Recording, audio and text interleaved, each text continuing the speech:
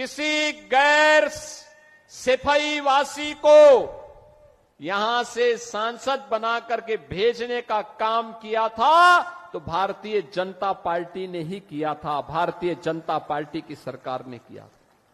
देखो, निरुवा सांसद बना, नीलम सोनकर सांसद बनी, तो विकास आजमगढ़ में द्रुत गति से आगे बढ़ा। मुझे बताओ, आपने मुख्यमंत्री को यहां से चुनाव जिता के भेजा था, वो विश्वविद्यालय नहीं दे पाए, पूर्वांचल एक्सप्रेसवे नहीं दे पाए। कितना बेवकूफ बनाया था पूर्वांचल एक्सप्रेसवे के नाम पर। 340 किलोमीटर का लंबा एक्सप्रेसवे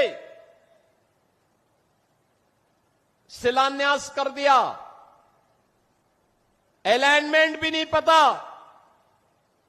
और जमीन एक भी इंच नहीं खरीदी। जब 6 महीने के बाद 17 में मैं आया, मैंने कहा भी क्या हुआ, क्या प्रोग्रेस है? कहा साहब जीरो। मैंने कहा क्यों जीरो है? कहा साहब जमीन ही नहीं तो एक्सप्रेसवे बनेगा कहां पे?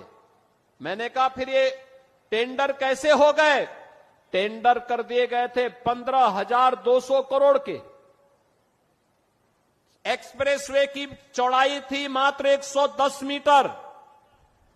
मैंने तब उस समय के जो नए सीओ बनाए गए थे यूपीडा के, सिवनीश अवस्थी जी से कहा, मैंने कहा अवस्थी जी ये काम करिए, यह 110 नहीं अब 120 मीटर चौड़ा होना चाहिए। बाई चांस हमें इस एक्सप्रेसवे के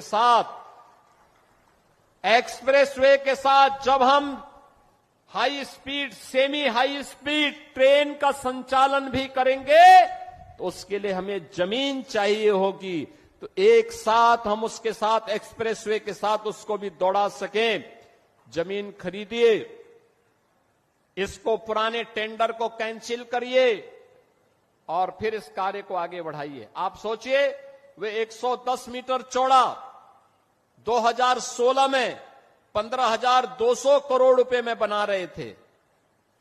एक भी जमीन नहीं खरीदे, काम प्रारंभ ही नहीं वो कर पाए, टेंडर आवंटित कर दिए, हम लोग आए, हमने कैंसिल किया, जमीन खरीदना प्रारंभ किया, और जमीन खरीदने के बाद जब हम लोगों ने टेंडर किए तो बहनों और भाइयों वही एक्सप्रेसवे 11,800 करोड़ रुपए में बना करके हमने समर्पित कर दिया आपको। ये 3,000-4,000 करोड़ रुपए की जो डकैती डाल रही थे, कौन डाल रहे थे? ये वही लोग हैं जो आज आपको गुमराह करने के लिए फिर से ईमानदारी का चेहरा दिखाने के लिए आपके पास आएंगे।